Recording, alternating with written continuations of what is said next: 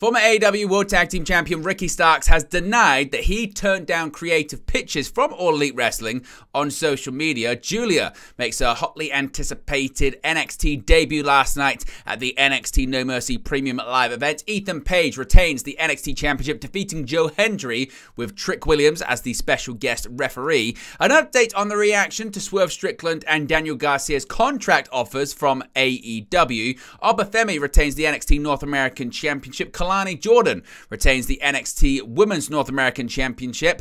TNA X Division Champion Zachary Wentz defeats former tag team partner Wes Lee at NXT No Mercy. Could Jordynne Grace be on her way to WWE? At least in a tweet, it could appear to be the case. We've got brand new NXT Tag Team Champions. Cody Rhodes says that WWE has no involvement in the upcoming Netflix Vince McMahon documentary series. Hikaru Shida wins a match on AEW Collision. She'll be facing Mercedes Moné for the AEW TBS Championship this weekend at All Out. And it looks like Collision and SmackDown will be going head-to-head this week.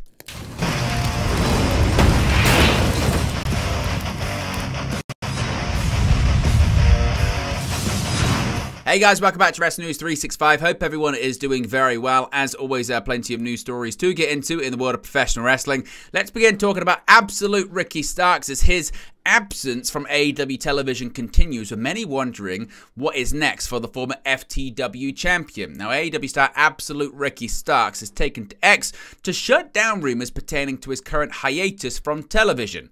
The former World Tag Team champion hasn't been seen on AEW programming since the March 30th episode of Collision, and some reports have indicated that his absence is due to him turning down creative pitches for storylines. However, Starks denies that's the case at all, and he wants to put the rumors to bed. Here's what he had to say on social media in response to a tweet involving him. He said, quote, "Enough is enough. Usually I don't speak on this, but it's tired. I never turn down anything, ever. Just stop." Now, the rumors in question claim that Starks turned down a feud with his former tag team partner Big Bill as he wanted them to part ways amicably. However, Starks' tweet indicates that there might not be any validity to those reports after all. Elsewhere, one story claimed that Starks had got arrested, and this led to animosity in AEW, but the incident didn't actually happen and was later quashed too. As it stands, Starks is still under contract with AEW, but WWE reportedly is interested in hiring him for the NXT brand. It remains to be seen what his future holds, but the AEW star is currently fit to compete, despite not being featured on television since March for whatever reason. If the NXT rumors are true, Starks will join a class that includes Ethan Page, Shawn Spears, and Brian Pillman Jr., all of whom moved to the WWE brand after their AEW deals expired. Now, speaking of NXT, Giulia finally makes her WWE NXT debut last night. Now, obviously, there was a lot going on last night, and up-and-comer Jada Parker held her own, even in defeat against NXT Women's Champion Roxanne Perez. But it was the debut of former New Japan Pro Wrestling star Giulia that stole the show during NXT No Mercy. Following Perez's successful defense of her championship, the lights in the arena in Denver, Colorado went out and a new song hit. Giulia appeared through the fog and entered the ring to the surprise of Perez.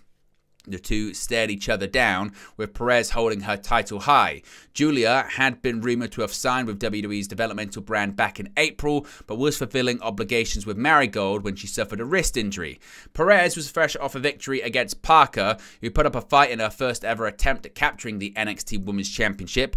Parker got a lot of offense in against Perez to start, but the champion began targeting the challenger's taped up ribs. The match almost ended with both women outside of the ring when Parker charged at Perez and ran ribs first through the ring barricade. Perez hit her second attempt at pop rocks on the broken ring barricade on the outside.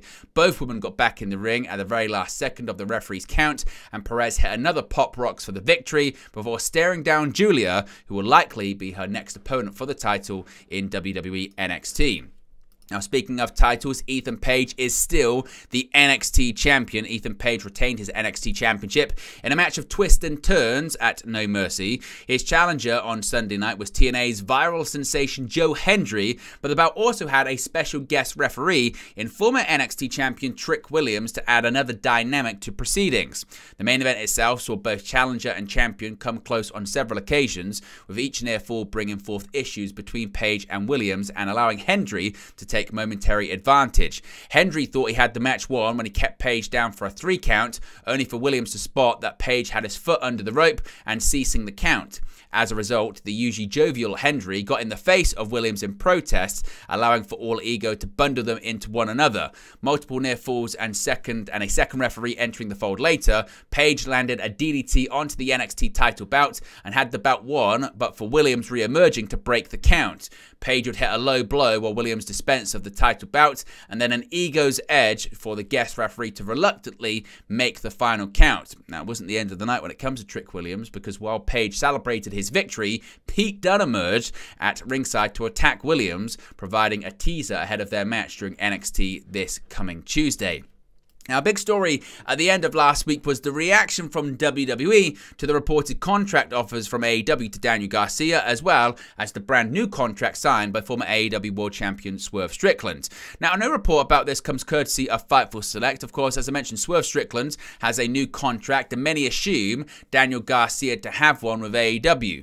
The ensuing situation led to much discourse on Friday. Fightful Select reported that after AEW All In, Swerve Strickland was one of the biggest in AEW and all of wrestling when it comes to his contract size and the monetary amount. Wrestling Observer reported Friday that WWE sources expected Daniel Garcia to remain with AEW. Fightful's AEW sources are also of the belief that he is remaining with the company, though it's not confirmed. Now, on Friday, the Wrestling Observer newsletter also reported that WWE perceived the offers to both as, quote, bad for the sport because they're over what WWE viewed Garcia and Strickland's market value to be. Now, Fightful reached out to WWE in both an official and unofficial capacity and did not hear back from the company at that level. Within AEW, word had travelled backstage among several that top WWE executives felt this way, with some pointing the finger at one particular name that Fightful say they're working to verify. Fightful has yet to hear the sentiment echoed within WWE, but that doesn't mean it wasn't said. Now, Fightful spoke to one WWE talent that said, quote, I myself haven't heard that, but whether or not it was said, anyone thinking wrestlers will take less money is out of their minds when new TV deals are being announced, sellouts and record numbers are being bragged about, end quote. Now, Fightful say they can't speak to the nature of Daniel Garcia's contract, but with Swerve, he is said to be in the neighborhood of the top wrestlers in AEW, including Okada and Mercedes Moné's recent deals. Those contracts are also near what many longtime WWE veterans made on their last deal, though AEW's have significantly less dates that end up being applied.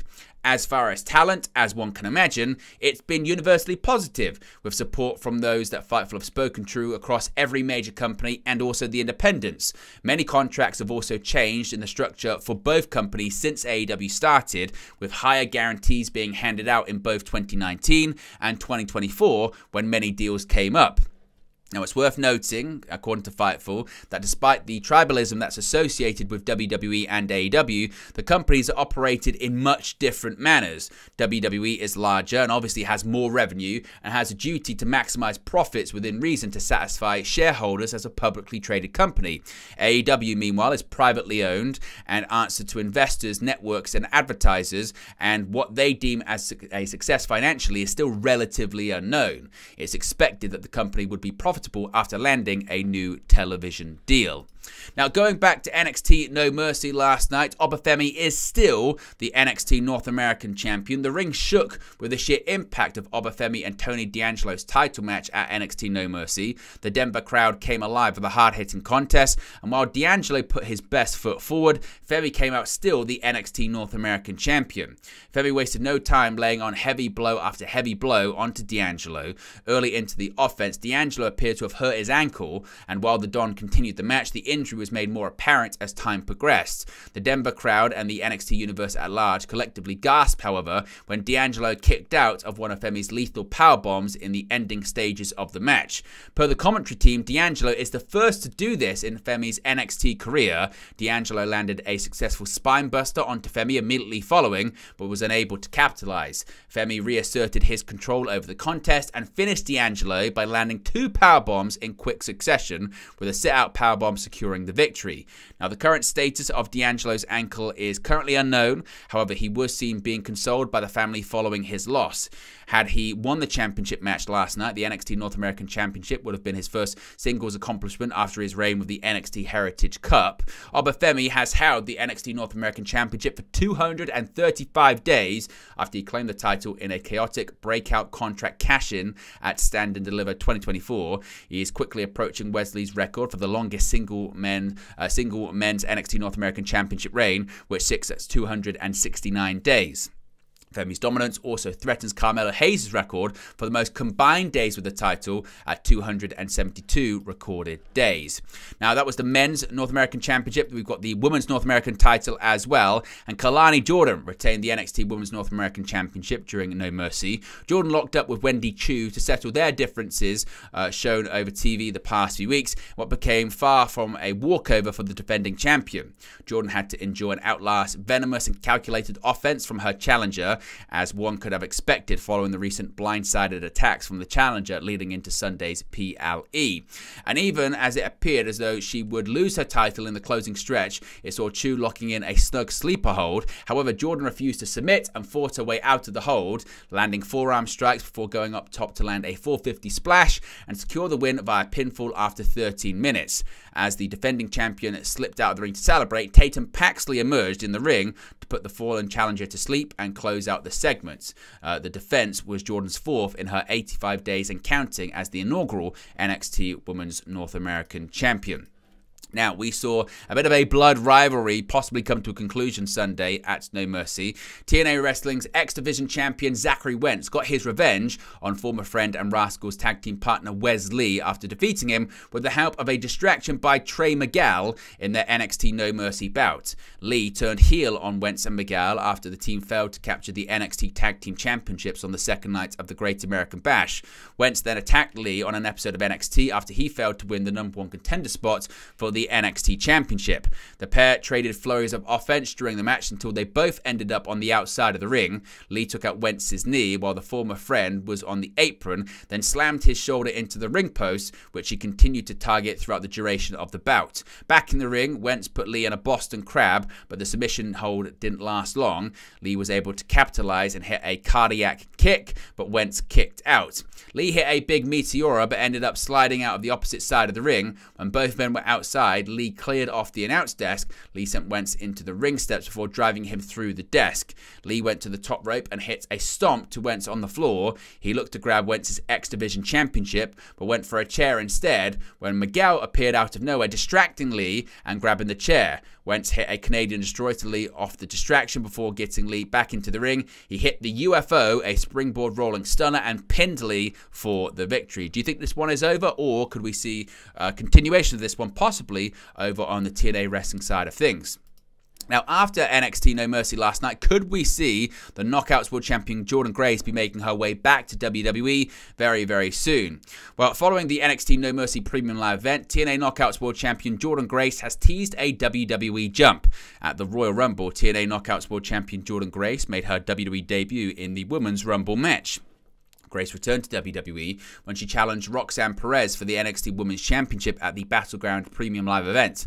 After coming up short against Perez at the show, Grace has yet to make another appearance on the developmental brand and has been focusing on defending her title in TNA Wrestling. After NXT No Mercy went off the air, Jordynne Grace took to social media to potentially tease a WWE jump by quoting WWE CCO Triple H. She wrote, quote, "It's time to play the game." So, potentially, could she be making her way to WWE soon? We'll have to wait and see. Of course, her contract with TNA is up early next year. Now, we have brand new NXT Tag Team Champions after No Mercy last night, and also a betrayal. It seems that school's out for Chase U as Ridge Holland turned on Andre Chase, Duke Hudson, and Riley Osborne after a devastating loss to Nathan Frazer and Axiom at NXT No Mercy. Sunday's opening bout was nothing short of electrifying as Holland and Chase defended their NXT Tag Team Championships against Frazer and Axiom. In the beginning act of the match, Frazer and Axiom overwhelmed Chase with high-flying action. It was only thanks to of the pure muscle of Holland that Chase U held their ground in the tag team contest, and the Colorado crowd cheered louder and louder as they watched the match draw on with near fall after near fall. The match began to unravel when Axiom kicked out of a powerbomb and a backstabber combination from Chase U. Eager to secure the victory after 20 minutes of fighting, Chase ascended to the top rope, only to be intercepted via an enziguri by Axiom. Fraser tagged in, and the former tag team champions landed a Spanish Fly and Phoenix Splash combination onto the lone Chase. Fraser pinned Chase to reclaim the titles. After Fraser and Axiom exited the ring, Chase U was seen standing dumbfounded and depressed. Enraged, Holland turned on the faction and quickly flattened Chase, Hudson, and Osborne. Thea Hale begged Holland to stop, but Holland ignored her tearful pleas as he ended his tirade with an announce table DDT onto Chase. Now, with this loss, Chase U's NXT Tag Team title reign is concluded after just 18 days. They gained the titles on the August 13th episode of NXT when they defeated Fraser and Axiom. This was the faction's second run with the titles overall, with Chase pairing up with Hudson during their first title reign. Sunday marked the beginning of Fraser and Axiom's second reign with the championships. Now, let's talk about the Vince McMahon Netflix documentary. Of course, last week we found out the actual release date for it, but there's still a lot of questions surrounding the upcoming Netflix project. Now, Cody Rhodes fielded a question pertaining to the upcoming Vince McMahon documentary on Netflix at WWE Bash in Berlin. Rhodes opened Saturday's show in the German capital to retain the WWE Championship over Kevin Owens before taking questions during the Bash in Berlin post-show. The American Nightmare was asked if he would be watching the upcoming documentary set to chronicle the rise and fall of the former WWE chairman, who resigned from the company in January following the filing of Janelle Grant's sex trafficking lawsuit against him, John Laurinaitis, and WWE. Quote, in terms of am I going to watch it, not to sound cheeky, I'm deep in a Game of Thrones rewatch, and that's a hell of a lot of commitment, Rhodes replied. He went on to clarify that WWE wasn't involved in the making of the documentary, as had been previously reported. Quote, I think there's a bit of misinformation in terms of WWE has no involvement in this documentary as far as I know, he affirmed. Rhodes then admitted that he would likely watch it at some stage or another. Of course, Netflix revealed that the upcoming documentary, titled Mr. McMahon, will be released on September 25th. The documentary comes from Chris Smith, the executive producer of the popular 2020 Tiger King docuseries. McMahon was interviewed for the project prior to his resignation, as well as members of his family and journalists who uncovered the trafficking allegations against the former WWE boss. The lawsuit filed against McMahon by Grant has stalled pending an active investigation by the Department of Justice. McMahon and his representatives have consistently denied the allegations since they were brought forward. Now, let's also talk about AEW here. Hikaru Shida, she has won the opportunity to face Mercedes Moné for the TBS Championship this weekend at All Out. Hikaru Shida won a four-way match, also involving Serena Deeb, Queen Aminata, and Thunder Rosa during the August 31st edition of AEW Collision. Shida picked up the victory by pinning Aminata, thus securing herself a shot at Mercedes Moné's TBS Championship at All Out on September 7th. The bout itself saw back-and-forth action between the four competitors, with all of them taking turns at nearly snatching the victory. That was very much the case from the beginning until the end, with the closing stretch seeing Rosa deliver a Death Valley driver to Shida. Deeb broke up that pinfall attempt and eliminated Rosa from the contest before locking the Boston Crab in on the Shining Samurai. Aminata then broke up the submission, delivering a headbutt to Deeb to render her out of the running, but ultimately pulling up short in falling foul to the Katana for Shida's victory. Moné will now defend the TBS Championship against Shida in a rematch of their maiden bout on AEW Dynamite back in August. The CEO has kept up a busy schedule as late as double champion, defending the TBS title against Britt Baker at All In last weekend, the New Japan Strong Women's title at Capital Collision on Friday too. Moné vs Shida will be the latest bout added to AEW All Out, as the upcoming pay-per-view will also see Bryan Danielson defend the AEW World Championship against Jack Perry. Elsewhere, Will Ospreay will put the AEW International title on the line against Pac. And finally, speaking of Collision, it's set to go head-to-head with SmackDown this week. North America's top promotions, WWE and AEW, will compete head-to-head again on Friday, September 6th. According to Fightful, WWE SmackDown and AEW Collision will air simultaneously at 8 p.m. Eastern. This is due to AEW airing its annual pay-per-view event All Out on Saturday, September 7 from Chicago. This week's SmackDown, airing live on Fox from Rogers Place in Edmonton, Alberta, Canada, will be the Fallout episode from Bash in Berlin, Berlin, whereas Collision, airing live on TNT from the Now Arena in Chicago, will be part of a 3.5-hour lineup promoting All Out. After Collision airs, AEW Rampage will broadcast at 10 p.m. Eastern, followed by a countdown to All Out at 11 p.m. Eastern. As of this recording, no matches or segments have been officially announced. But there you go, guys. Latest pro wrestling for you. Be sure to smash a like on the like button. Be sure to subscribe, bottom right-hand corner. As always, let me know your thoughts in the comment section below, and I'll speak to you again very, very soon. Hey guys, thank you for watching, listening, streaming, or however you come across this video today. Be sure to click on the video on the right there to watch our next video, or click the bottom there to subscribe, or the bottom right-hand corner. Thank you very much, and I'll speak to you again very soon.